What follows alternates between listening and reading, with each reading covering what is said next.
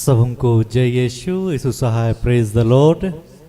प्रार्थना परिवार फिर से आप सबों का आज की संध्या आराधना प्रार्थना में प्रभु यीशु मसीह के जीवित और सामर्थी नाम से हम सभी प्रार्थना परिवार के भाई बहन मिलकर साथ में हमारी अगुआ प्रभु की दासी सिस्टर एस्तर, प्रभु के दास भाई राज, आप सबों का हार्दिक स्वागत करते हैं, हार्दिक अभिनंदन करते हैं। आशा है कि आप सबों पर ईश्वर की अनुग्रह, ईश्वर की कृपा, ईश्वर का प्रेम बना हुआ और आप निरंतर प्रभु के प्रेम में बने हुए हैं, प्रभु के मार्ग पर आप आगे बढ़ रहे हैं और संगति में आप सभी बने हुए हैं।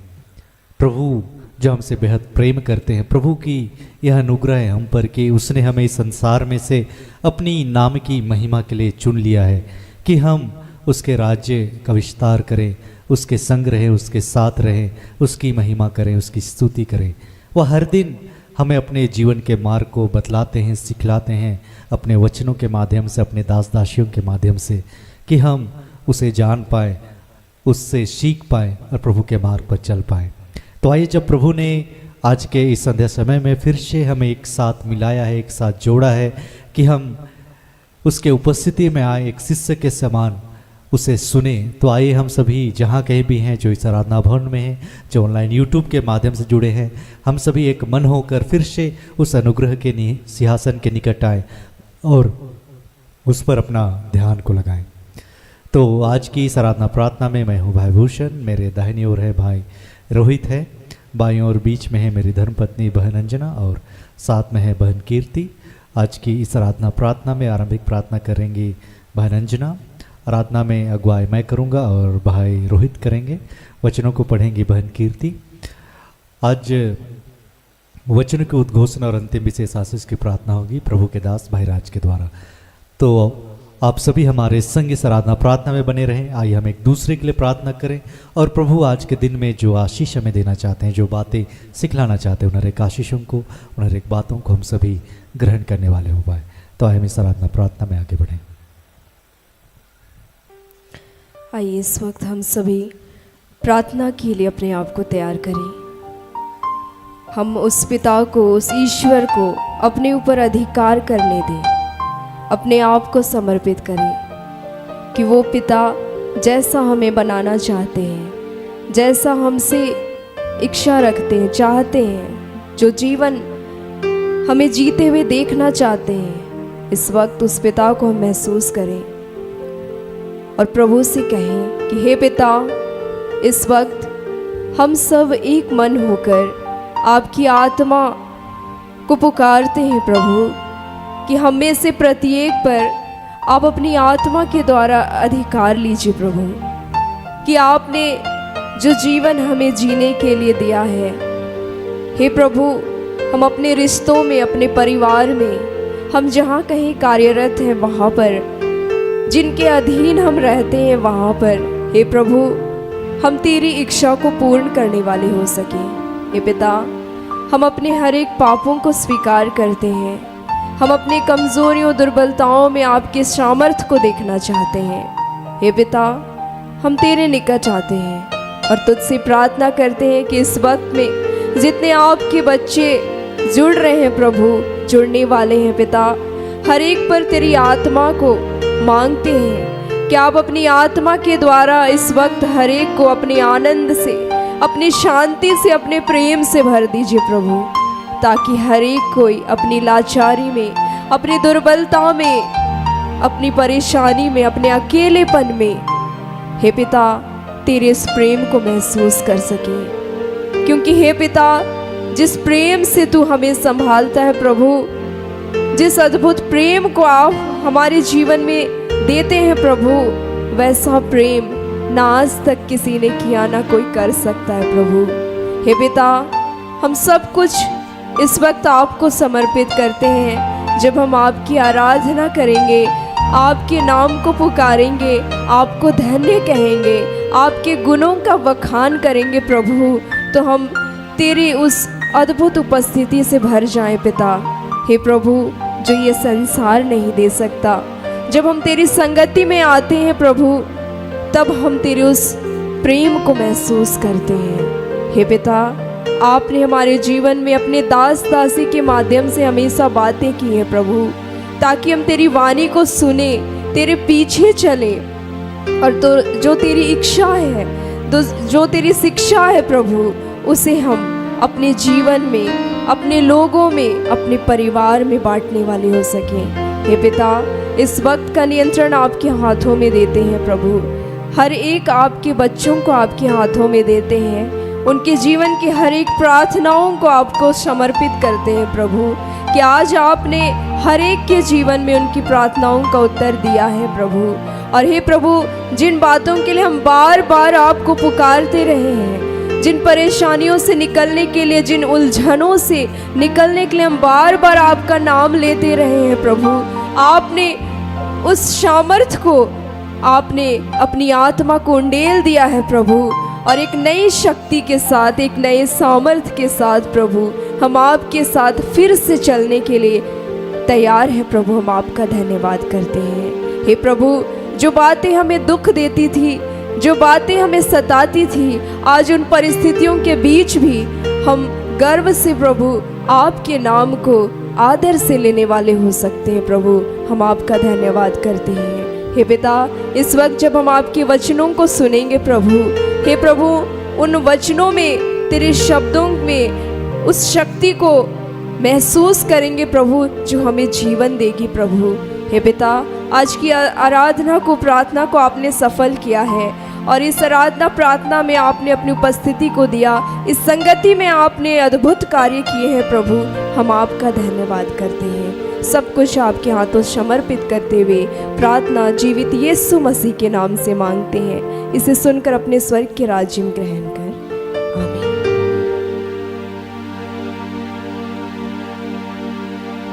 आइए हम प्रभु के लिए इस गीत को गाएं, इस भजन को गाएं और प्रभु के नाम को ऊंचा उठाएं।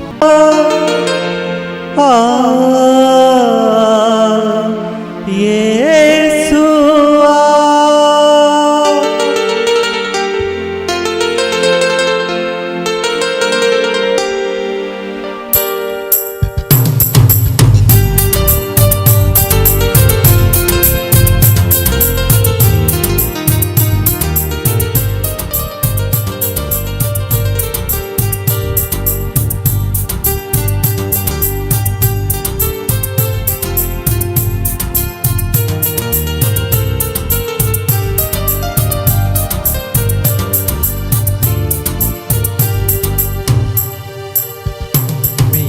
आवाज में तुम हो, मेरी आराधना में तुम हो।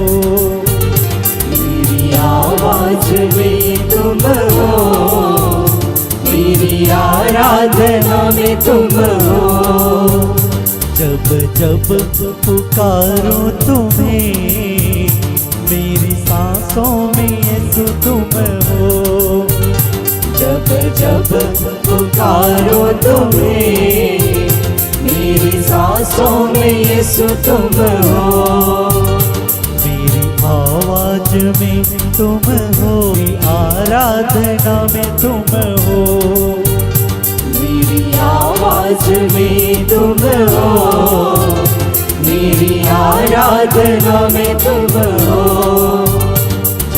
जब पुकारो तुम्हें, मेरी सांसों में यीशु तुम हो।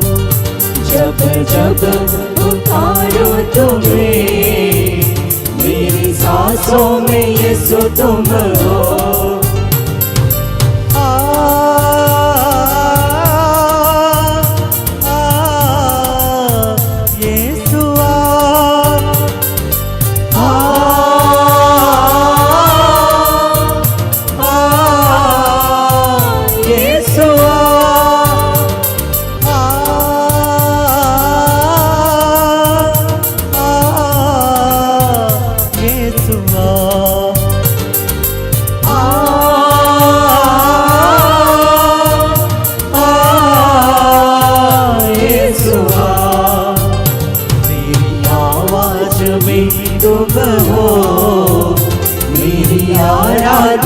में तुम हो।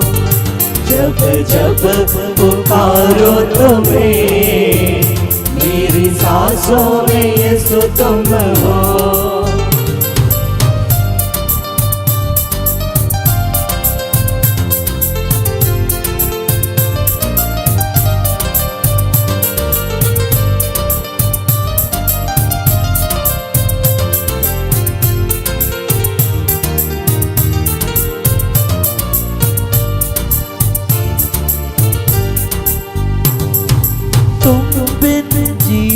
यहाँ, सुना है हर पल यहाँ, तुम बिन जीवन यहाँ, सुना है हर पल यहाँ, तुमको निगाहें मेरी, तुमको निगाहें मेरी, तूने यहाँ वहाँ, मेरी आवाज में तुम हो, मेरी आराधना में तुम हो, जब जब पुकारो तुम्हें, मेरी सांसों में यीशु तुम हो।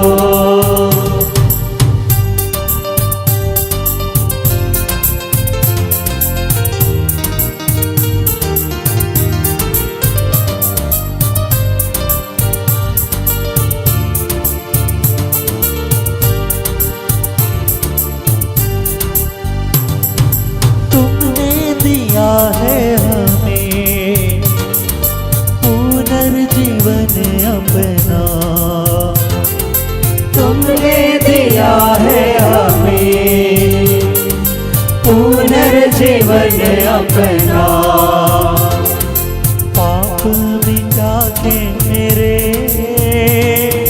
पाप मिटा के मेरे, क्या क्या न तूने सहा, मेरी आवाज में तुम हो, मेरी आराधना में तुम हो, जब जब पुकारो तुम्हें, मेरी सांसों में यीशु तुम हो।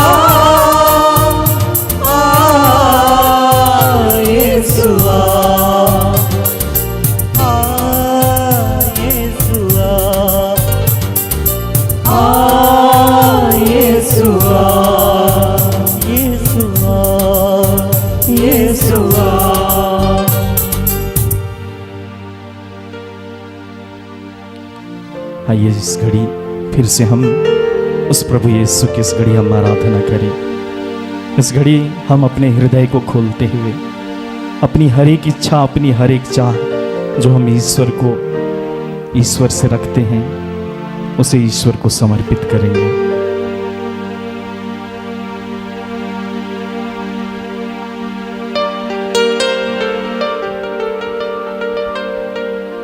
तेरे साथ रहूं,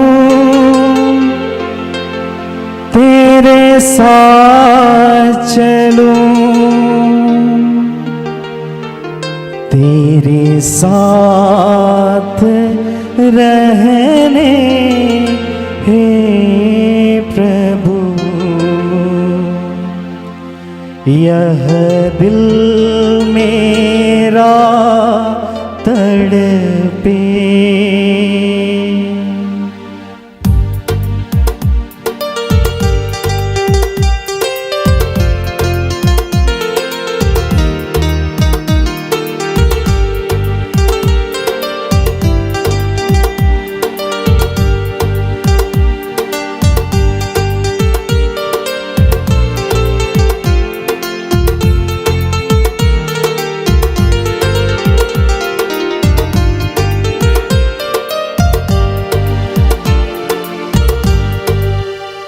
तेरे साथ रहने प्रभु, यह दिल मेरा तड़पे।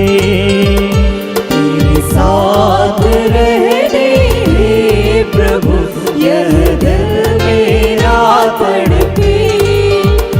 तेरे साथ रहने प्रभु, यह दिल मेरा तड़पे। तेरे साथ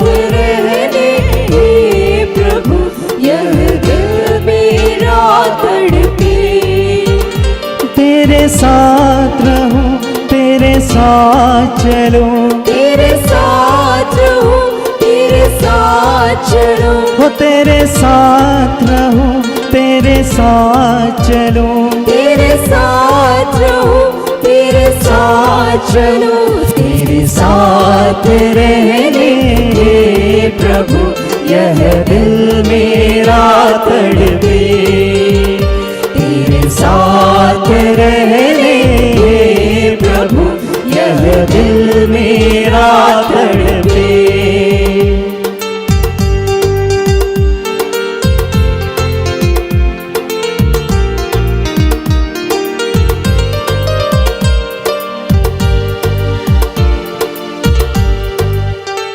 तेरे साथ जुड़ने हे प्रभु यह दिल मेरा तड़पे, तेरे साथ जुड़ने हे प्रभु यह दिल मेरा तड़पे, तेरे साथ जुड़ने हे प्रभु यह दिल मेरा तड़पे, तेरे साथ जुड़ने हे प्रभु यह दिल मेरा तड़पे, तेरे साथ जुड़ूं, तेरे साथ फलूं, तेरे साथ जुड़ूं, तेरे साथ फलूं, हो तेरे साथ जुड़ूं, तेरे साथ फलूं, तेरे साथ जुड़ूं, तेरे साथ फलूं, तेरे साथ जुड़ने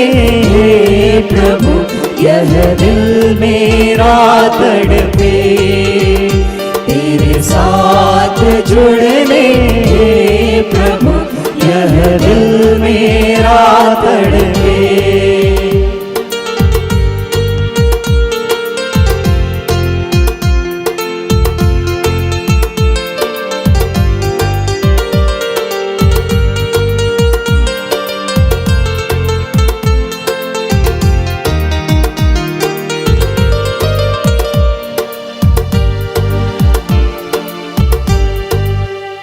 तेरा दास बनने हे प्रभु यह दिल मेरा तड़पे, तेरा दास बनने हे प्रभु यह दिल मेरा तड़पे, तेरा दास बनने हे प्रभु यह दिल मेरा तड़पे, तेरा दास बनने हे प्रभु यह दिल मेरा तड़पे, तेरा दास बनूं, तेरा काम करूं, तेरा दास बनो, तेरा काम करो, तेरा दास बनूं, तेरा काम करूं, तेरा दास बनो, तेरा काम करो, तेरा दास बनने हे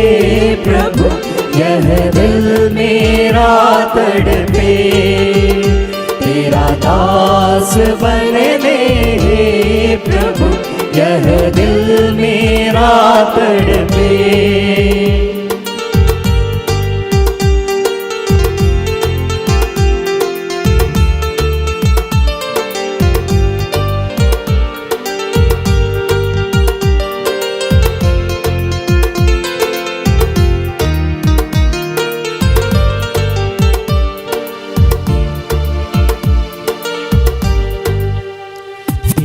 बात सुनने हे प्रभु यह दिल मेरा तड़पे, तेरी बात सुनने हे प्रभु यह दिल मेरा तड़पे, तेरी बात सुनने हे प्रभु यह दिल मेरा तड़पे, तेरी बात सुनने हे प्रभु यह दिल मेरा तड़पे, तेरी बात सुनो तुझे नाथ कहूँ, तेरी बात सुनो तुझे नाथ कहूँ, तेरी बात सुनो तुझे नाथ कहूँ, तेरी बात सुनो तुझे नाथ कहूँ, तेरी बात सुनने हे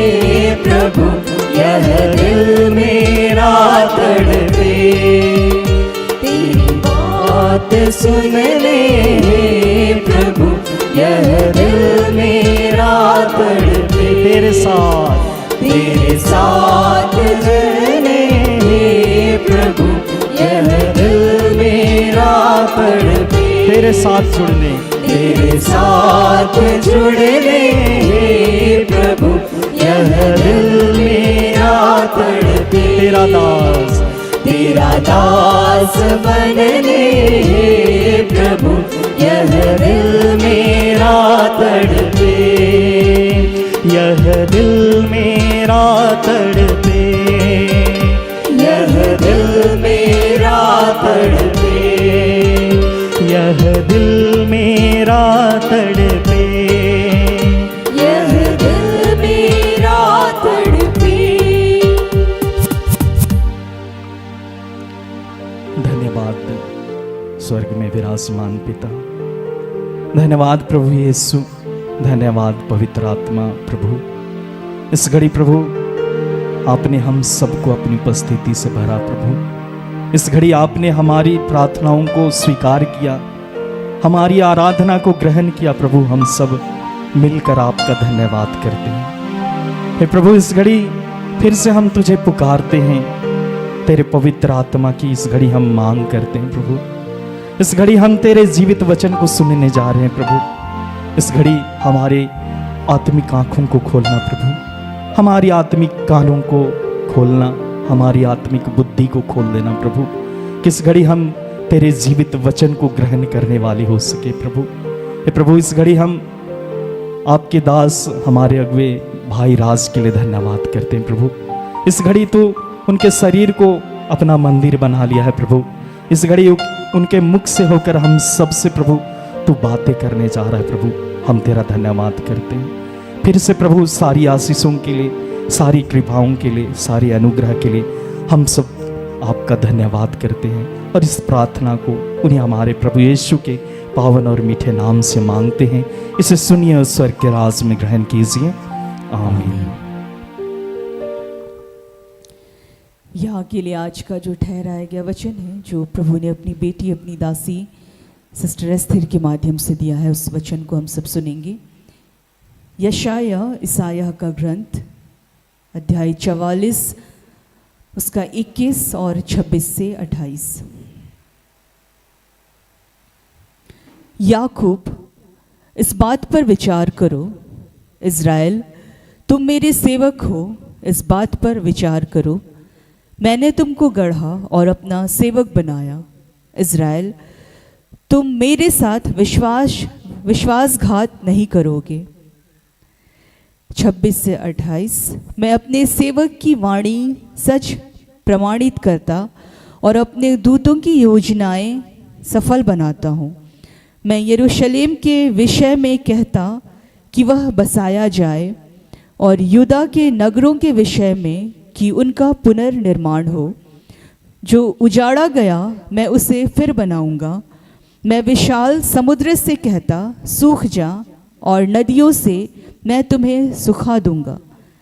मैं सिरुस के विषय में कहता हूँ, वह मेरा चरवाहा है। वह यह कहते हुए मेरी इच्छा पूरी करेगा। यरूशलेम का पुनर्निर्माण हो, मंदिर फिर उठाया जाए। यहाँ तक यह प्रभु की वाणी है। ईश्वर को धन्यवाद।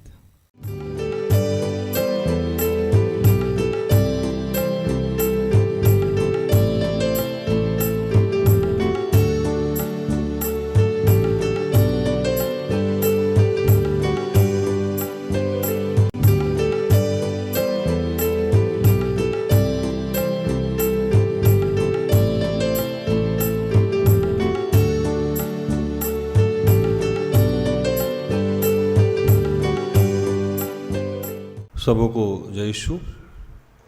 यीशु सहाय, प्रेज द लॉर्ड। आइए हम प्रार्थना करें।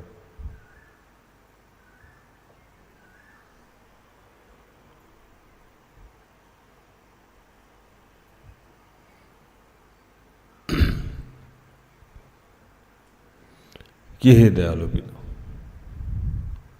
हे ईश्वर और पृथ्वी के सृजनहार, हे हम सबके रचयिता, हम तेरा धन्यवाद करते हैं आज के सुंदर और आशीषित दिन के लिए जो तूने एक नए अध्याय के रूप में हमारे जीवन से जोड़ दिया। धन्यवाद प्रार्थना परिवार के लिए, ऐसी जितनी संस्थाएं हैं, सेवकाई है, चर्च है, उन सब के लिए तेरा धन्यवाद करते हैं। और धन्यवाद करते हैं सिस्टर एस्थर के लिए, ऐसे जितने तेरे दास दासी हैं, पास्टर हैं, पादरी हैं, फादर हैं, उन सब के लिए तेरा धन्यवाद करते हैं। धन्यवाद करते हैं इस वक्त जितने लोग मुझे जहाँ से देख रहे हैं, सुन रहे हैं, उन सब के लिए, उनके जीवन से जुड़े हर बात, हर कार्य, हर लोग के लिए तेरा धन्यवाद करते हैं कि पिता, गर्भ से लेकर अब तक तूने हमें संभाला, हमारी छोटी से लेकर बड़ी सारी ज़रूरतों को सही खाते खोल के पूर्ण किया। हम तेरा धन्यवाद करते हैं और धन्यवाद करते हैं कि प्रभु, हम चाहे जिस भी अवस्था में थे,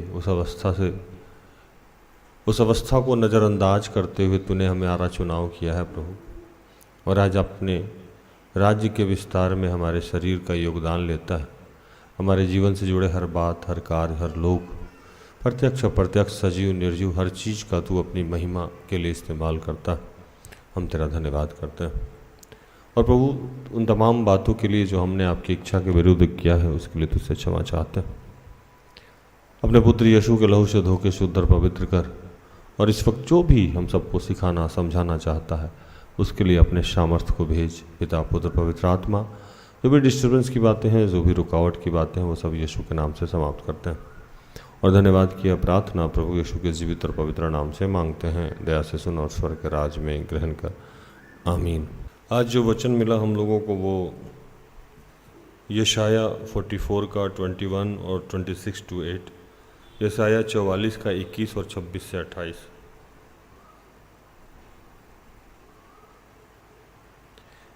हे याकूब, हे इस्राएल, इन बातों का स्मरण कर, तू मेरा दास है, मैंने तुझे रचा है, इसलिए तू मेरा दास है।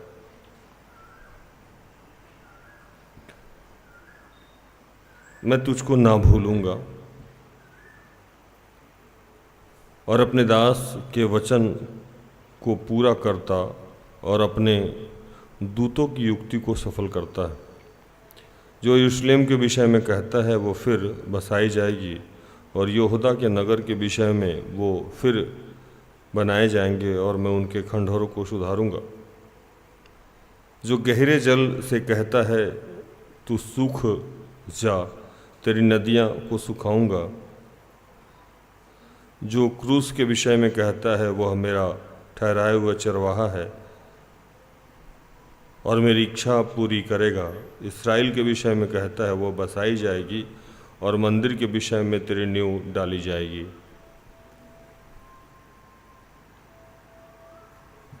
आज जो वचन मिला हम लोगों को, वो यशाया नबी के ग्रंथ से मिला। एक समय ऐसी स्थिति आई थी कि यशाया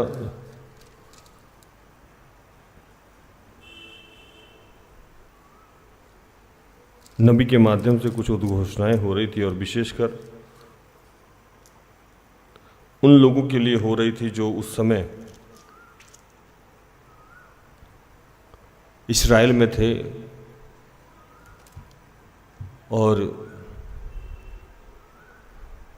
जितने इस्राएली थे उनसे प्रभु बात कर रहा था यशाया नबी के माध्यम से। वो निराश थे, वो हताश थे, वो परेशान थे, भविष्य अंधकारमय दिख रहा था,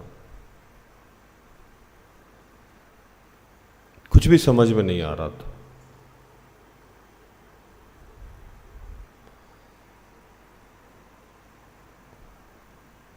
और यशाया नबी के माध्यम से कह रहे थे कि जाके इन लोगों को बताओ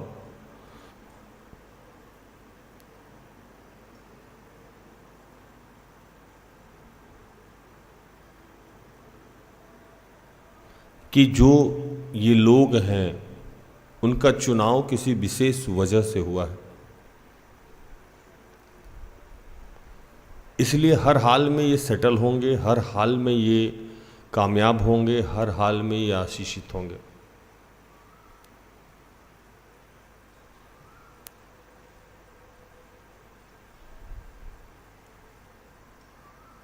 और आज भी यही स्थिति है कि आज हम जैसे जितने लोग हैं जो प्रभु के लोग हैं, प्रभु उनको कह रहा है कि मैं आपको सेटल करूंगा। आपकी स्थिति आज चाहे जितनी बुरी है, जितनी परेशानियों से आप जूझ रहे हैं, चाहे आप जहां हैं, बहुत छोटी छोटी समस्याएं हमारे जीवन में होती है। जैसे किसी घर में किसी का किडनी प्रॉब्लम है, डायलिसिस कराना और पैसा नहीं। कोई बच्चा है जिसके पापा शराबी हैं, कहीं एडमिट हैं, ठीक नहीं हो पा रहे हैं, बार बार ठीक होते हैं, बार बार शराब पीने लग रहा, समस्या जाती ही नहीं।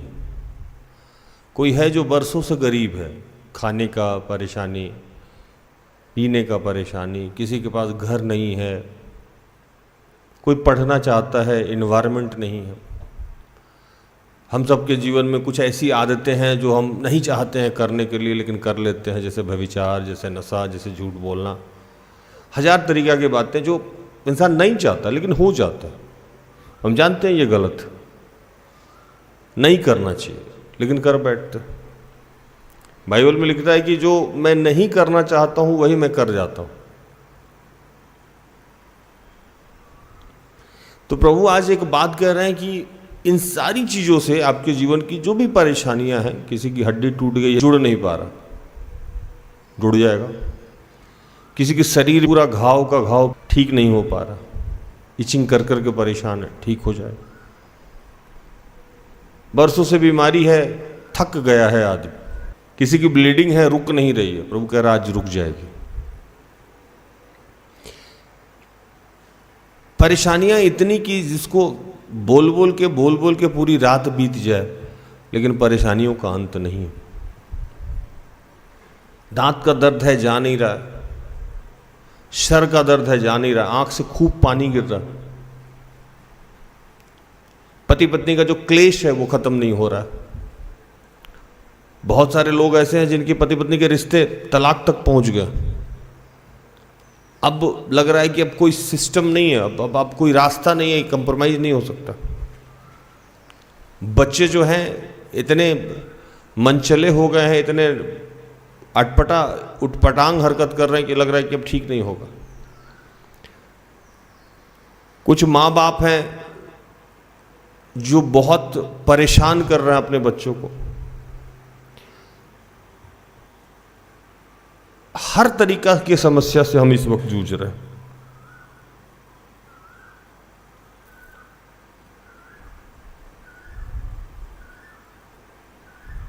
कोई कंसीव करने के लिए परेशान है, हो नहीं रहा। प्रभु कह रहे हैं देखिए ये सारी चीजें जो आपके जीवन में हो रही है, घट रही है, समस्याएं हैं, ये सब ठीक हो जाएगी। बहुत ध्यान से समझिएगा इस बात को। तो परेशानियां चाहे जिस टाइप की हो, जैसे उस समय इसराइली के जीवन में परेशानी थी, उस समय इस समय हमारे और आपके जीवन में परेशानी। लेकिन प्रभु कह रहा है कि परेशानियां की लिमिट चाहे जितनी बड़ी हो, परेशानियां का स्तर चाहे जितना बड़ा हो, दुख चाहे जितना बड़ा हो, मैं इसको ठीक करूंगा। और ठीक इसलिए नहीं करूंगा कि आप क्रिश्चियन हैं, विश्वासी हैं, या आप मुझे दान देते हैं, दसवांश देते हैं, या आप बहुत अच्छे काम करने वाले हैं, इसलिए ठीक नहीं करूंगा। मैं ठीक इसलिए करूंगा कि आप मेरे दास हैं। हालेलुया। किस लिए ठीक करूंगा? कि आप दास हैं। विश्वासी अलग चीज होता है, धर्मी अलग चीज होता है, और दास अलग चीज होता है।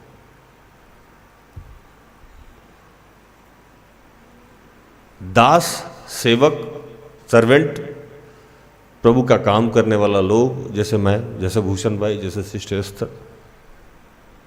इस वक्त मैं जितने आदमी से बात कर रहा हूं वो सब भी प्रभु के दास हैं। जितने लोग जहां से सुन रहे हैं वो सब प्रभु के दास हैं। और आपकी जीवन की समस्याओं का समाधान प्रभु करेगा। आपको कुछ और करने की जरूरत नहीं पड़ेगी, बस प्रभु का काम करते रहिए। हालेलुया। प्रभु का काम करते रहिए। आप अपने दुर्बलताओं को नज़रअंदाज कीजिए, आप अपनी समस्याओं को नज़रअंदाज कीजिए। हालांकि बड़ा कठिन है, घर में खाने के लिए नहीं है और प्रभु का काम करना है, करना होगा। मैंने भी किया। राशन खरीदने के लिए पैसा नहीं रहता था, लेकिन प्रभु के काम प्रचार में निकलते थे। पेट्रोल भराने के लिए पैसा नहीं रहता था, लेकिन काम करते थे। फी देने के लिए पैसा नहीं होता था, लेकिन फिर भी मैं कांटा टोली, टमटम टोली, प्रार्थना उद्धा पहुंच जाता था। गाड़ी का EMI देने के लिए पैसा नहीं होता था, गाड़ी उठने वाली थी, फिर भी मैं जाता था। कई बार ऑटो भाड़ा नहीं रहता था, फिर भी मैं जाता था। अगर आज इस मूल मंत्र को आप समझ लिए तो आज ही आपके जीवन में एक नया उदय होने वाला। जितने प्रभु के चुने हुए दास हैं, जिनको प्रभु ने इसलिए रचा है, अब किस लिए रचा है, पढ़िए वचन।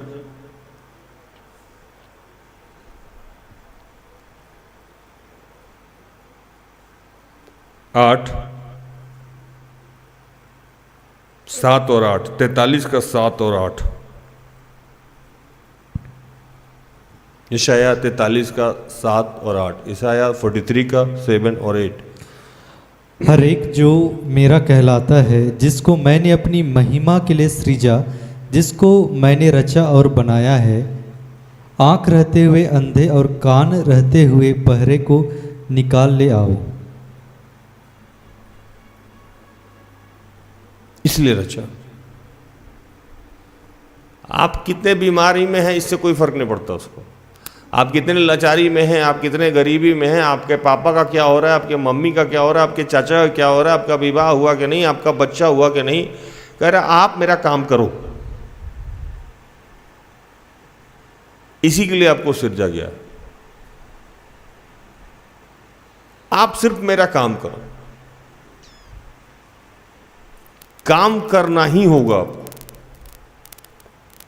लिखता है यहां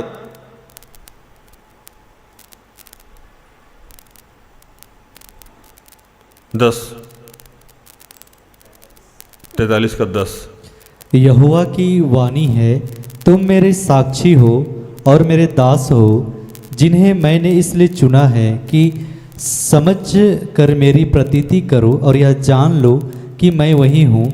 मुझसे पहले कोई परमेश्वर ना हुआ और ना मेरे बाद कोई होगा।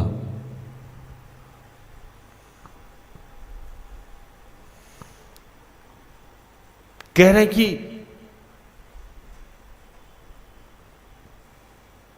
तू मेरा साक्षी हो और मेरा दास हो। साक्षी मतलब विटनेस,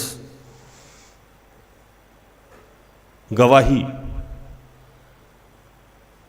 जैसे हम लोग के पास कोई आता है और कहता है कि कर्ज नहीं जाता है, कहां से जाएगा कर्ज? कोई स्रोत तो दिखता ही नहीं। मैं हंसता हूं, कर्ज जाता है, प्रभु इंतजाम करता है। वो बोलता है ना, मैं बोलता हूं हाँ। वो बोलता है ना, मैं बोलता हूं हाँ। कैसे भाई? तो मैंने अपने आंखों से अपने ही जीवन में देखा इस काम को करते हुए। प्रभु ने मेरे ही जीवन में किया है, मेरा कर्ज गया है।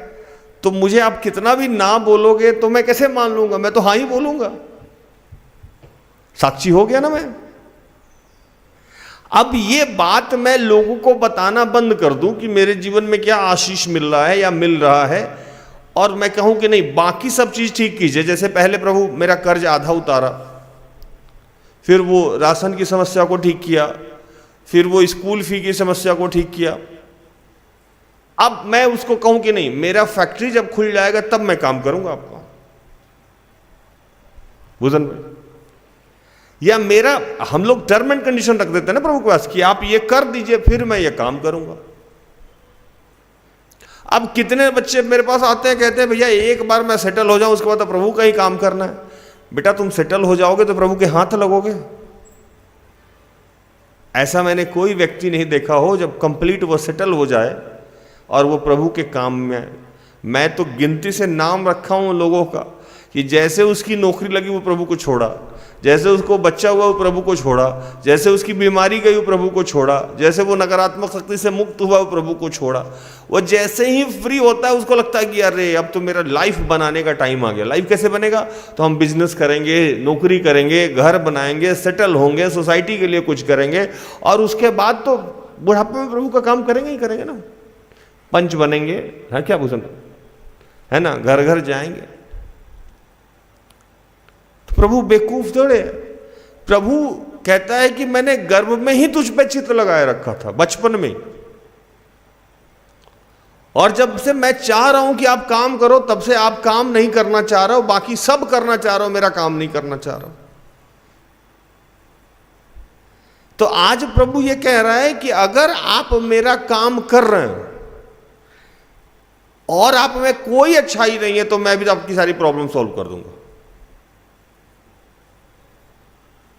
ये नई बात मैं बाइबल की बता के जा रहा हूं, और इसके जीवित गवाही मैं हूं। मेरे अंदर कोई अच्छाई नहीं पाई जाती। मुझे लगता है कि दुनिया का आखिरी बुरा आदमी हूं और आखिरी अपराधी आदमी हूं, और आज भी मुझसे बहुत बड़ी बड़ी गलतियां हो जाती है, कभी जान के कभी अनजाने में। लेकिन प्रभु मुझे राजकुमार की तरह जिलाता है। आज सिर्फ एक काम मैं उसमें कॉम्प्रोमाइज नहीं करता हूं।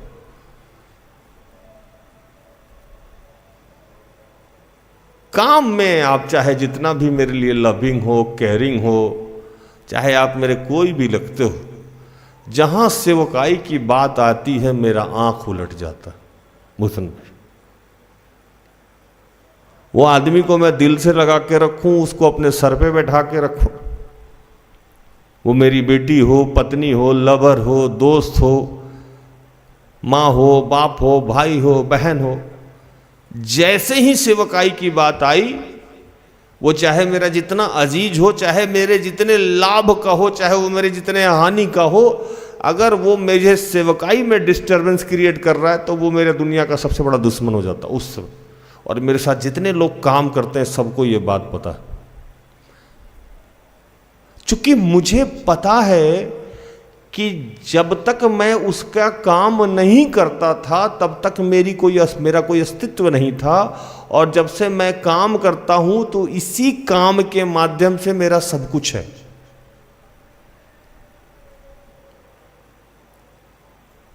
तो जिस काम के माध्यम से मेरी पहचान है, जिस काम के माध्यम से मेरे जीवन में आशीष है, जिस काम के माध्यम से आप मुझे सुन रहे हो, जिस काम के माध्यम से सिस्टर एस्थर मुझे जानती हैं, जिस काम के माध्यम से ये 200-250 का टीम मेरे साथ चलता है, वही मेरी पहचान है। तो उससे मैं गद्दारी कैसे कर लूं?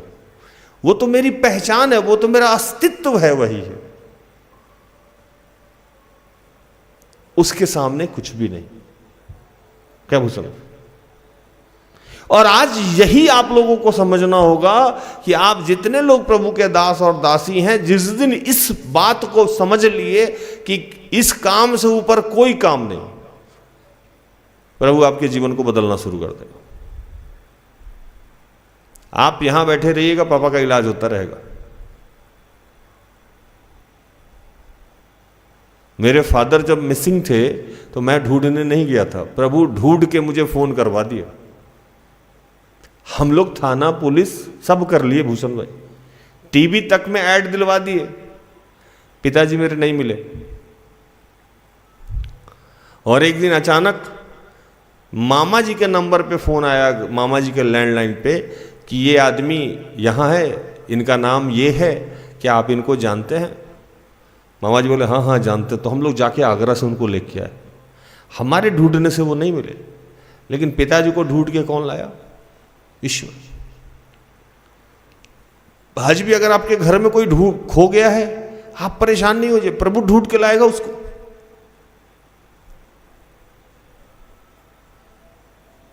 जब पूरे समाज में मुझे भला बुरा बोला जा रहा था, तो मैं उस समय सेवकाई कर रहा था। मैं आज भी किसी का फोन नहीं लेता हूं, अपने सुविधा से फोन लेता हूं। अब मैं बाइबल पढ़ रहा हूं, आप फोन की जगह नहीं लूंगा। मैं प्रार्थना कर रहा हूं, आप फोन की जगह नहीं लूंगा। मैं काउंसलिंग में हूं, आप फोन की जगह नहीं लूंगा। फोन लूंगा किसका? जिस बच्चे को मैंने काम से भेजा, वो सेवकाई के काम से गया, उसका मैं फोन ले लेता हूं। टीम का कोई बच्चा फोन किया, अगर मैं बाइबल स्टडी में तो हो सकता है ले लूंगा फोन, क्योंकि वो भी प्रभु का सेवा ही है। लेकिन अब उस समय कोई रिलेटिव फोन करे, हम नहीं ले सकते, या कोई मेरा मित्र फोन करे या मेरा कोई सहेला या सहेली फोन करे, हम फोन नहीं ले सकते, क्योंकि वो बात मुझसे जो करेगा वो प्रभु का काम नहीं होगा। इस गहराई को आज प्रभु के सारे दास दासी को समझना चाहिए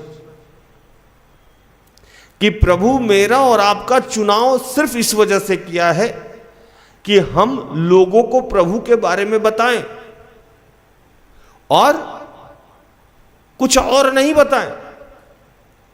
हमने जो अपनी आंखों से देखा है प्रभु के काम को, और अपने कानों से जो सुना है, और अपने जीवन में या अपने माँ बाप के जीवन में या अपने परिवार के जीवन में जो महसूस किया है, वही तो बताना है लोगों को। और अगर ऐसा हम कर रहे हैं तो प्रभु कह रहा है कि आपके जीवन को मैं नए सिरे से खड़ा कर दूंगा। 100% आप सेटल होने जा रहे हैं, आपको कोई रोक नहीं सकता है, क्योंकि आप मेरे दास हैं, मेरे साक्षी हैं।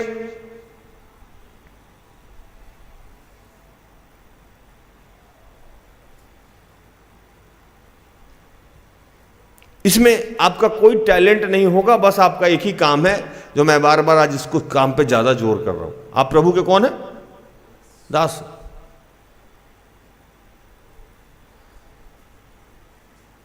मैं इस बात को बार बार कहता हूं कि कोई आदमी बैंकर है, कोई आदमी टीचर है, कोई आदमी प्रोफेसर है, कोई आदमी कहीं भी गवर्नमेंट सर्वेंट है वो, या कोई आदमी प्राइवेट सेक्टर में काम कर रहा है, उसका जो ड्यूटी आवर है 10 से 5 हो सकता है, 9 से 6 हो सकता है।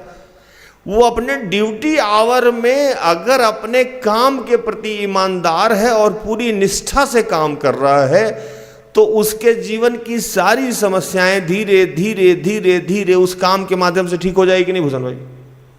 हो जाएगी ना। सरकारी नौकरी है या प्राइवेट नौकरी है, 2 साल 3 साल बाद परमानेंट हो जाता है, और परमानेंट होने के बाद हम लोन ले सकते हैं। किस बल पे? उस नौकरी के बल पे। धीरे धीरे हम घर बना लेते हैं उस नौकरी की वजह से, हम अपने बाल बच्चे को पढ़ा लेते हैं उस नौकरी की वजह से। बेशक वो आदमी हो सकता है कि थोड़े समय के लिए व्यभिचार में हो, वो आदमी हो सकता है थोड़े समय के लिए नशे में हो, उसमें दुर्बलताएं हो सकती है, लेकिन अगर वो कर्तव्य के प्रति निष्ठावान है तो आज नहीं तो कल, कल नहीं तो परसों वो सेटल हो जाएगा। हाँ या नहीं? सेटल हो जाएगा। जब आप गवर्नमेंट सर्वेंट हैं, प्राइवेट सेक्टर में सर्वेंट हैं, तो आपकी ये अवस्था है, तो यहां तो आप वर्ल्ड गवर्नमेंट जो चलाता है उसके सर्वेंट हैं। यही बात तो वो कह रहा है कि आपको जो मैंने काम दिया है वो काम तो कर लो, बाकी आपके अंदर क्या दुर्बलता है, क्या कमी है, क्या सही है, ये मुझे बताने की क्या जरूरत है। ये तो मैं जानता ही हूं कि तुम चोर हो, तुम पापी हो। पतरस से जब वो मिले तो वो जानते थे ना कि पतरस इनकार करेगा 3 बार। पतरस ने थोड़ी बोला था कि हम इनकार करेंगे, उन्होंने कहा था कि हम जानते हैं कि तुम 3 बार इनकार करोगे। यही आज ही जिसको जिसको पकड़े है वो जाके बोला कि भैया, मैंने जैसे आज सुबह के प्रचार में कहा कि आदम जाके बोला प्रभु से कि मैं नंगा हूं। ईश्वर को नहीं पता था उसके पहले कि वो नंगा है।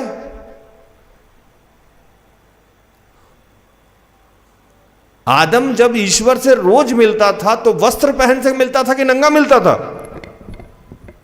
नंगा मिलता था दोस्त। 365 दिन वो नंगा ही मिलता था। आज उसको जानकारी हो गई कि वो नंगा है, प्रभु तो पहले से जानता था कि वो नंगा है। आदम कभी भी वस्त्र पहन के प्रभु से मिला ही नहीं।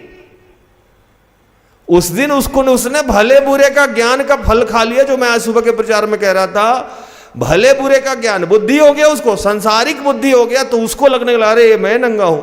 अबे भाई आदम भैया, जितने साल से प्रभु ने आपको बनाया, अपने हाथ से बनाया, नंगा ही बनाया था, वस्त्र दिया नहीं आपको, और वही आप मिल रहे थे उससे। और ये भी नहीं कि आपको बच्चा बनाया था, आपको जवान पुरुष बनाया था। ऐसा नहीं लिखा है बाइबल में कि एक छोटा सा नन्हा सा बच्चा बनाया था, आदम को बनाया, फिर वो किशोरी अवस्था में गया, फिर वो जवान हुआ। ऐसा नहीं, आदम एक संपूर्ण मर्द बनाया गया था, पुरुष बनाया गया था। और कहीं बाइबल में नहीं लिखा है कि वो वस्त्र पहनाया गया था। लेकिन आदम उस दिन जाके कहता है मैं नंगा हूं। कौन सी नई बात आप बताने चले गए प्रभु को? नंगा ही बनाया था आपको, और रोज आपकी और उसकी मीटिंग नंगा ही हो रही थी।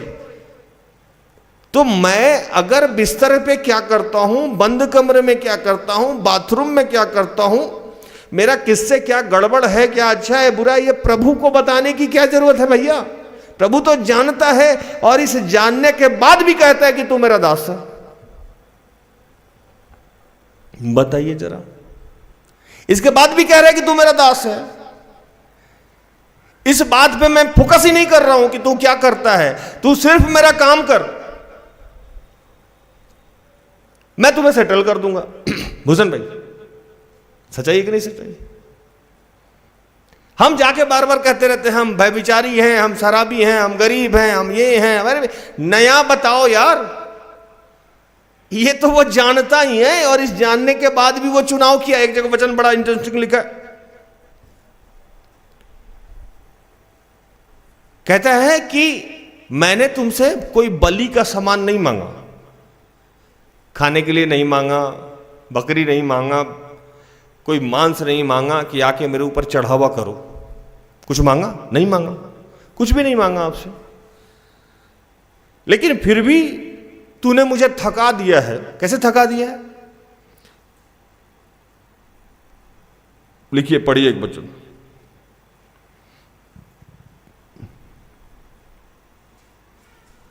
बाईस पढ़िए,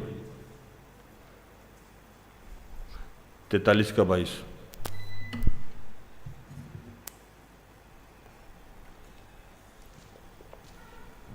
अरे यार, शायद 43 का बाद मिला, 43 का। तो भी हे याकूब, तूने मुझसे प्रार्थना नहीं की, वरन हे इस्राएल, तू मुझसे उकता गया है।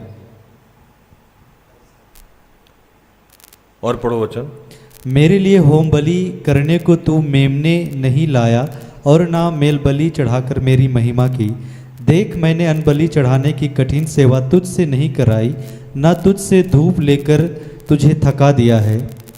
तू मेरे लिए सुगंधित नरकट रुपये से मोल नहीं लाया, और ना मेल बलियों की चर्बी से मुझे तृप्त किया, परंतु तूने अपने पापों के कारण मुझ पर बोझ लाद दिया है, और अपने अधर्म के कामों से मुझे थका दिया है।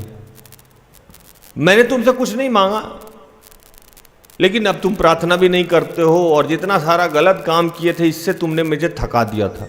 चलो भाई, ये भी समझे कि तुम पापी थे, ये थे, वो थे। मैंने तो ये सब कुछ भुला के तुम्हें एक्सेप्ट किया। तुम जैसे थे, हम लोग जैसे माँ कैसे एक्सेप्ट करती है बच्चों को? कीचड़ में है, पोटी लगा हुआ है, सुसु लगा हुआ है, जिस अवस्था में है उसी अवस्था में वो उसने आपको एक्सेप्ट किया एक माँ की तरह, और कहा कि ठीक है, आगे से मैं इन सारी बातों पे ध्यान नहीं करूंगा, तुम जिस अवस्था में हो सिर्फ मेरा काम करो। लिखता है 25, 43 का 25, 43 का 25।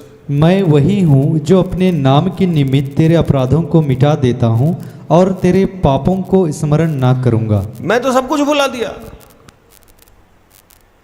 मैं पिछली कोई बात दोहराता ही नहीं हूं आपसे। एक जगह एक वचन लिखता है 26,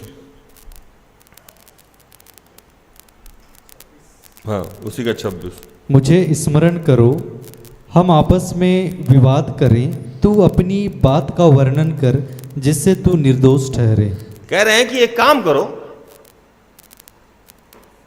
बैठ जाते हैं हम साथ में और विवाद करते हैं, वाद विवाद करते हैं, मतलब डिस्कशन करते हैं, और कोई एक बात तुम जीवन में बता दो हमको जिससे तुम अपने आप को निर्दोष साबित कर दो।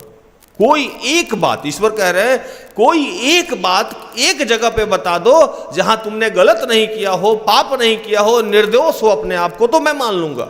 मैं तो जानता ही हूं कि तेरे मूल पुरुष जहां से तू आया है वह तक पापी था। 27 तेरा मूल पुरुष पापी हुआ और जो जो मेरे और तुम्हारे बीच बिचवाई हुए वे मुझसे बलवा करते चले आए हैं। सब जहां से तुम निकले हो वो भी पापी था, वो भी मेरे खिलाफ गया था। जो तुम्हारा मिडिल मैन था वो भी पापी था। सब के सब पापी थे। हम लोग कहां से निकले? हमारा मूल पुरुष कौन है? हमारा मूल पुरुष आदम है। आदम मूल पुरुष है ना। मूल मतलब सबसे पहला जड़ है ना। तो आदम से ही आदम पहला बना ना। उसने पाप किया कि नहीं किया? किया। तो वहीं से हमारा डीएनए ही खराब कर दिया वो। और जितने बीच में सेवक आए, दास दासी आए, कोई भी आया, वो सब गलत ही किया बीच में। प्रभु कहा कि तुम जो पिछली बातों को हमेशा दोहराते रहते हो, खुद ही फंस जाओगे, बर्बाद हो जाओगे। पता लगा मेरे और तुम्हारे बीच में डिस्कशन होगा तो तुम खत्म हो जाओगे। उस बात को दोहरा क्यों रहे हो? और अपने बारे में क्या बताना चाहते हो मुझे? गरीब हो, अंधे हो, अनपढ़ हो, लाचार हो, अनमैरिड हो, मैरिड हो, निसंतान हो, क्या बताना चाहते हो? ऐसा क्या बताना चाहते हो जो मैं नहीं जानता नहीं हूं? आदम हो गए हो, जाके कह रहे हो मैं नंगा हूं। मैं नहीं जानता था कि आदम नंगा है। मैं नहीं जानता हूं कि आप गरीब हैं। मैं नहीं जानता हूं कि आपके पापा इस समस्या में हैं। मैं नहीं जानता हूं कि आपकी मम्मी इस समस्या में है, आपका भाई इस समस्या में है, आपको घर नहीं है, आप रेंट पे रहते हो, आपका शराब का लत नहीं जा रहा है, आपका भय विचार में फंस जाते हो। मैं क्या है जो नहीं जानता हूं? और क्यों डिस्कशन कर रहा हूं? मैं तो भुलाते जा रहा हूं, भुलाते जा रहा हूं। जब भी आप क्षमा मांगते हो मैं भुलाते जा रहा हूं, भुलाते जा रहा हूं। मैंने सब कुछ भुला दिया है। आप भी भुला जाओ। सब कुछ आप भूल जाओ और नए सिरे से स्टार्ट करो। नए सिरे से स्टार्ट क्या करना है आपको? तो बस दास बनना उसका। अपने ऊपर कोई फोकस नहीं करना है। अपनी दुर्बलता के ऊपर नहीं करना है, अपने अमीरी गरीबी के ऊपर नहीं, अपनी निसंतानता के ऊपर नहीं, लोग क्या कह रहे हैं, कुछ किसी भी समस्या के ऊपर या किसी भी कमेंट के ऊपर आपको फोकस नहीं करना। लिखता है एक वचन 28, इस कारण मैंने पवित्र स्थान के हाकिमों को अपवित्र ठहराया। मैंने याकूब का सत्यानाश और इस्राएल को निंदित होने दिया है। सब कुछ मैंने समाप्त कर दिया जो पहले का था, जो आपके जीवन को गड़बड़ कर रहे थे, जो आपके जीवन को खराब कर रहे थे। मैंने उनके साथ ऐसा होने दिया, बुरा होने दिया। लेकिन अभी के लिए मैं ऐसा कह रहा हूं कि अब से ऐसा मैं नहीं करूंगा, क्योंकि आप मेरे क्या हैं? 22, 21, 44 का 21। हे याकूब, हे इस्राएल, इन बातों को स्मरण कर, तू मेरा दास है, मैंने तुम्हें रचा है। हे इस्राएल, तू मेरा दास है, मैं तुझको ना भूलूंगा। कह रहा है कि मैं तुमको भूल ही नहीं सकता।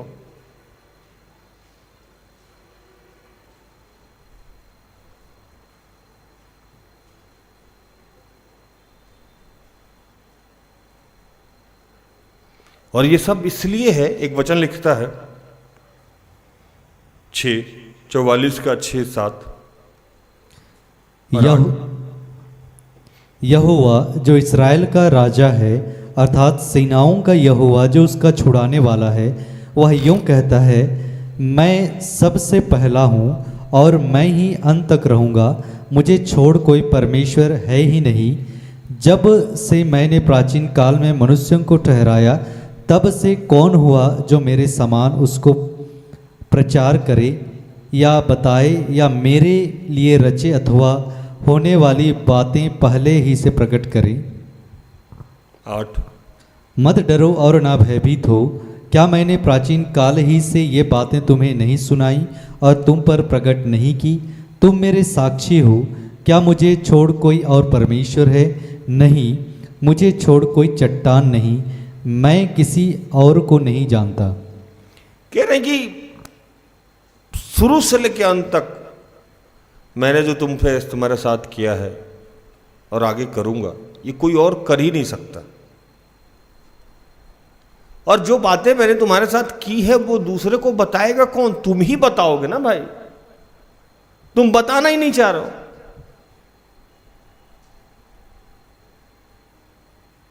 तुम बताना नहीं चाह रहे हो, ये सब काम करना चाहते हो लेकिन मेरे बारे में नहीं बताना चाहते हो। मैं कौन हूं? मैं क्या कर सकता हूं? तुम देखे थे ना समुद्र को 2 भाग में बांटते हुए, तो तुम ही बताओगे ना। हाँ भूषण भाई, तुम देखे थे ना कि बादल के खंभा को आगे आगे जाते हुए, तुम ही बताओगे ना।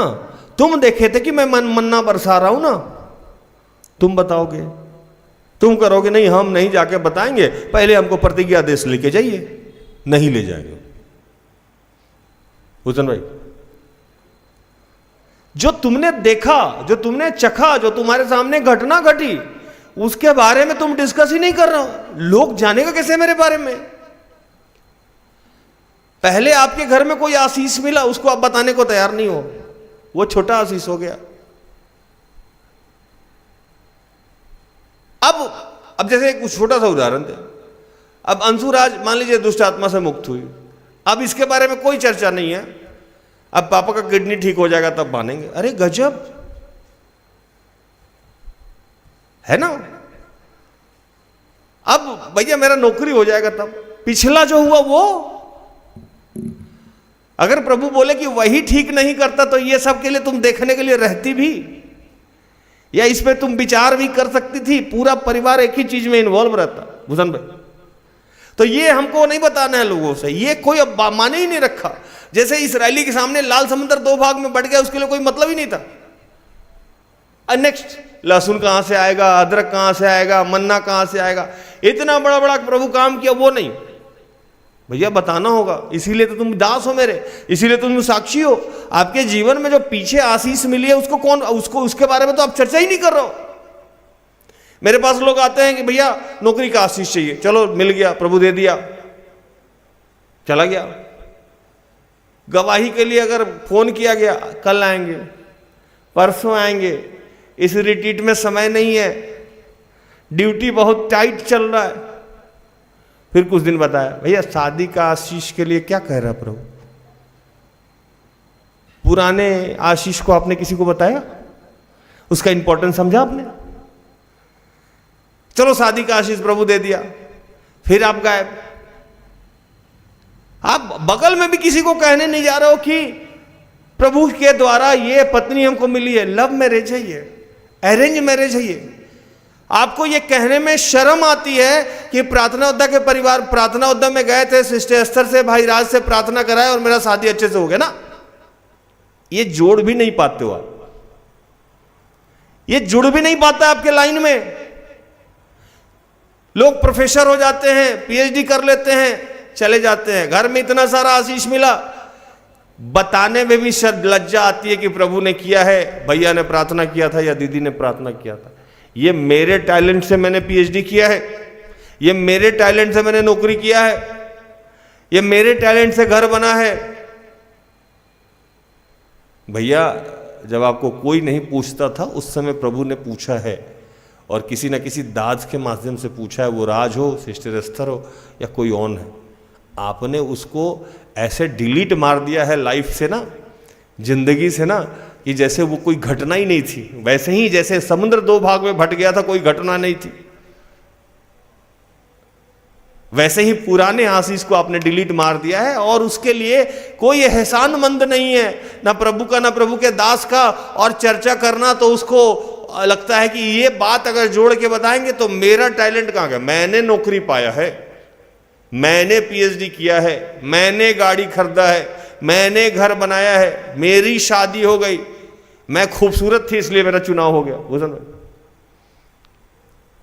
शर्म आती है कि लोग कहे कि प्रभु का पिछली जो बातें हुई वो तो आप किसी को बता ही नहीं पा रहे हो, तो काहे का दास हो आप? जरूरी थोड़े है कि पुलपिट पे आके ही प्रचार करो तभी आप दास होगे, जरूरी थोड़े है कि आराधना करोगे तभी दास होगे। प्रभु की बातों को साक्षी और दास का क्या मतलब? आपके जो जीवन में हुआ है, आसपास के जो जीवन में हुआ है, जो आपने देखा है, उस बातों को तो आप साझा कर ही नहीं पा रहे हो और नए आशीष के फेरे में पड़े हो। नया आशीष दे देगा, क्यों दे आपको नया आशीष? नया आशीष दे देगा फिर तो आप उसको भी हजम कर जाओगे, ढकाड़ भी नहीं लोगे, फिर कहोगे फिर नया आशीष दीजिए तो बताएंगे। प्रभु बेवकूफ है। प्रभु कह रहा है कि आज मैं सब कुछ आपका सेटल कर दूंगा, चिंता करने की जरूरत नहीं है। आप में चाहे जितनी भी दुर्बलता है, जितनी भी समस्या है, लेकिन आप हमेशा याद रखिए कि आप मेरे दास हैं, आप मेरे साक्षी हैं, और अगर आप दास हैं तो काम करना होगा। भूषण भाई, आपको काम करना होगा। मैं हर बात एक प्रचार में एक बात कहता हूं कि प्रभु ने मुझसे मेरा कमिटमेंट किया है कि तुम मेरे बच्चों का ध्यान रखो, मैं तुम्हारे बच्चों का ध्यान रखूंगा। मतलब तुम मेरा काम करो, मैं तुम्हारे परिवार का और बाकी लोगों का काम करूंगा। सीधा कमिटमेंट है, इसमें कोई घुमा फिरा के बात नहीं है। इसीलिए जैसे सेवकाई की बात आती है मैं उलट जाता हूं। इससे प्यारा मुझे कुछ भी नहीं। यह मुझे यीशु ने सिखाया कि पिता के आदेश जो है वो करना है, और उससे ज्यादा करीबी कोई नहीं है। यीशु भी यही काम करते थे। वो पृथ्वी पे आए, उनको वचन सुनाना था, सुनाते थे, फिर उनको लोग खाने के लिए ढूंढता था, वो गायब हो जाते थे। कहां गए यीशु? मिले नहीं। फिर नेक्स्ट डे मिले। कोई आप यीशु से पूरे 3 साल 3.5 साल में यीशु के जीवन से देखोगे तो किसी से उन्होंने कोई भी पर्सनल रिश्ता कायम नहीं किया था। अगर किसी के घर पे भी गए तो पिता ने भेजा था कि जाओ इससे प्रेम कर लो ताकि इसका उद्धार हो जाए, जाओ इससे बात कर लो ताकि इसकी गंदी आदत छूट जाए। और जैसे फ्री होते थे वो गायब हो जाते थे। कभी पहाड़ पे चले गए, कभी कहीं चले गए। अपने 12 शिष्य से भी अलग हो जाते थे वो, इंडिपेंडेंट, क्योंकि उनका सिर्फ एक ही मकसद था, सेवकाई। वो जानते थे कि वो पिता के दास हैं, वो पिता के सेवक हैं। पिता ने किसी काम की वजह से उनको भेजा था और वो काम करने में कभी भी चूके नहीं। अपने कर्तव्यों का निर्वहन करने में यीशु कभी भी नहीं चूके। ना वो शादी के चक्कर में रहे, ना बाल बच्चा के चक्कर में रहे, ना अपना घर बनाने के चक्कर में रहे, ना गाड़ी खरीदने के चक्कर। बुझल यीशु कुछ चर्चा की है ये सब बात। उनका एक ही काम था कि पिता का जो मैसेज है वो लोगों तक पहुंचा देना। आप भी प्रभु के दास हैं। चलिए मैं मानता हूं कि आपके लिए घर जरूरी है, आप यीशु नहीं हो सकते, आपके लिए पत्नी जरूरी है, पति जरूरी है, बच्चे जरूरी है, लेकिन आज वही बात तो प्रभु कह रहा है कि मेरा काम तो करिए, ये सब चीजें मैं आपको ऐसे ही दे दूंगा। और जितने लोग प्रभु के दास हैं और जितने लोग प्रभु का काम कर रहे हैं, अगर ईमानदारी से अगर आप काम कर रहे हैं, आपके अंदर भर भर के दुर्बलता भी क्यों ना हो, प्रभु कह रहा है कि आज मैं आपको सेटल करूंगा। हालेलुया। कहता है कि मैं वही हूं, आप जान लीजिए। 44 का 27।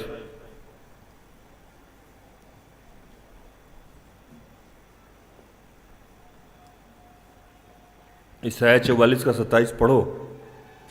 जो गहरे जल से कहता है तू सूख जा, मैं तेरी नदियों को सुखाऊंगा। कह रहा है कि मैं जब कहता हूं कि जल सूख जा तो सूख जाओ, मेरा पावर समझो। मैंने कहा पृथ्वी बन जाए तो बन जाए, मैंने कहा चांद हो जाए तो हो जाए, मैंने कहा सूरज हो जाए तो हो जाए, मैंने कहा पानी को इतने भाग में बढ़ जाए। मैं वो हूं और वही मैं कह रहा हूं। 28 पढ़िए। जो कुस्तरू के विषय में कहता है वह मेरा ठहराया हुआ चरवाहा है और मेरी इच्छा पूरी करेगा। यरूशलेम के विषय कहता है वह बसाई जाएगी और मंदिर के विषय तेरी नींव डाली जाएगी। हाँ, वही अपना पावर बता रहे हैं पिता कि देखो मैं कितना शक्तिशाली हूं, और मैं कह रहा हूं ये बात कि आपको मैं फिर से सेटल करूंगा। आपको बस प्रभु का काम करते रहना है।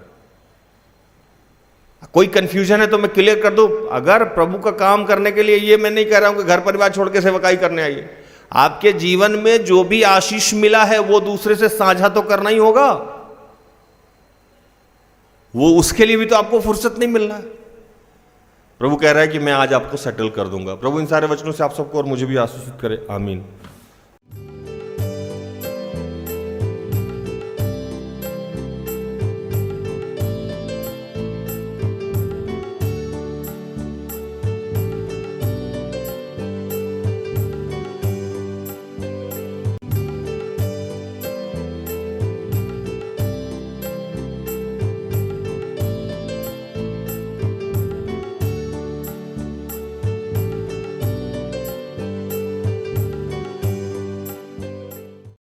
आइए हम प्रार्थना करें।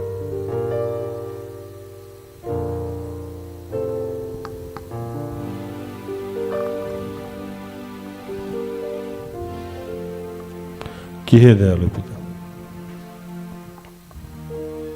हे स्वर्ग और पृथ्वी के सृजनहार, हे हम सबका रचयिता, प्रभु जितने लोग तेरे साक्षी हैं, तेरे दास हैं, वो चाहे जिस भी समस्या में हो, जिस भी परेशानियों में हो, जहां भी हो, वो तेरा कार्य करें प्रभु, तेरे बारे में लोगों को बताएं। आज ऐसी शक्ति, ऐसी सामर्थ्य तू हम सबको दे रहा है, हम तेरा धन्यवाद करते हैं।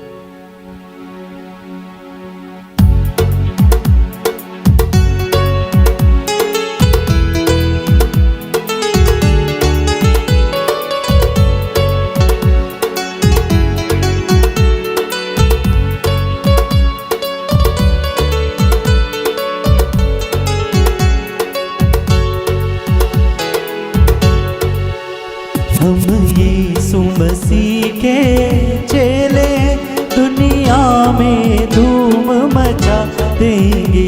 हम यीशु मसीह के चेले दुनिया में धूम मचा देंगे।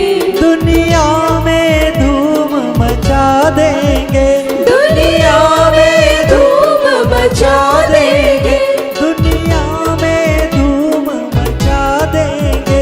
दुनिया में धूम मचा देंगे। जो नींद में पड़कर सोते हैं, जो नींद में पड़कर सोते हैं, उपदेश से उनको जगा देंगे। हम यीशु मसीह के चेले दुनिया में धूम मचा देंगे। कि हे पिता, जितने तेरे दास दासी हैं, जितने तेरे साक्षी हैं, उनके लिए मैं प्रार्थना करता हूँ प्रभु कि उनके जीवन में चाहे जो भी दुर्बलता है, जो भी कमियां हैं, जो भी समस्याएं हैं, प्रभु उन सब से उन्हें तू आज निजात कर, उन सब से उन्हें मुक्त कर, ताकि और अधिकाई से वो तेरे राज्य का विस्तार कर सके, योगदान कर सके। प्रभु हम धन्यवाद करते हैं। आज जितने बीमार लोग हैं मैं उनके लिए प्रार्थना करता हूँ। मैं प्रार्थना करता हूँ जितने बेरोजगार लोग हैं उनके लिए प्रार्थना करता हूँ।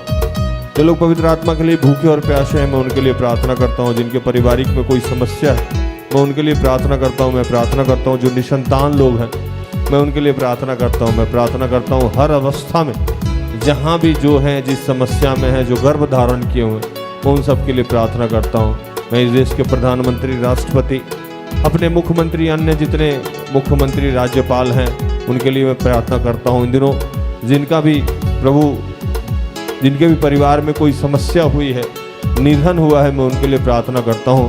जितने बुजुर्ग हैं, माता पिता हैं, विधवा हैं, विधुर हैं, निसंतान हैं, मैं उनके लिए प्रार्थना करता हूँ। जितने भाई भाई में क्लेश है मैं उनके लिए प्रार्थना करता हूँ। और शरीर में जिस भी प्रकार की बीमारी है वो सब यीशु के नाम से समाप्त हो रहा है। हम इसलिए तेरा धन्यवाद करते हैं।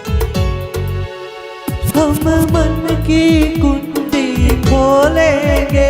हम मन की कुंडी खोलेंगे। और ज्ञान की मोती बांटेंगे। और ज्ञान की मोती बांटेंगे। इंजील मुकद्दस पढ़ पढ़ कर, इंजील मुकद्दस पढ़ पढ़ कर हृदयों को शांत बना देंगे। हम यीशु मसीह के चेले दुनिया में धूम मचा देंगे। हम यीशु मसीह के चेले हैं। ये पिता, जितने तेरे दास दासी इस वक्त बीमार हैं, जिनके दांत में दर्द हो रहा है, जितने लोग यात्रा में हैं, उन सबको तेरे हाथों में समर्पित करते हुए तमाम प्रार्थना को प्रभु यीशु के जीवित और पवित्र नाम से मांगते हैं। दया से सुन और स्वर्ग के राज्य में ग्रहण कर, आमीन। तो धन्यवाद। प्रभु आप सबको आशीष दे। आशा करते हैं कि आज के प्रार्थना से, आराधना से, वचनों की उद्घोषणा और अंतिम प्रार्थना से प्रभु ने आप सबको स्पर्श किया होगा। प्रार्थना तो परिवार निरंतर आपका आभारी है कि आप हमारे साथ हैं, हमारा सहयोग करते हैं। सुबह 6 बजे और संध्या हमारी आपकी फिर से मुलाकात हो जाएगी। तब तक के लिए स्वस्थ रहें, सुरक्षित रहें, सरकारी नियमों का पालन करें, प्रभु के आदेश का पालन करें। जैसा मैं रोज कहता हूँ कि हम सब में बहुत सारी दुर्बलताएं, कृपया हमें क्षमा करें और हमारे लिए प्रार्थना करें। प्रार्थना होता परिवार, अगर आपके किसी भी काम आए तो कृपया हमें संपर्क करें, हम सब अपने आप को धन्य समझेंगे। प्रभु आपको आशीष दे। जय यीशु, इसे सहाय। Praise the Lord. Good night, goodbye. सारे दिल से सारे मन से तेरी आराधना मैं करूं, तेरी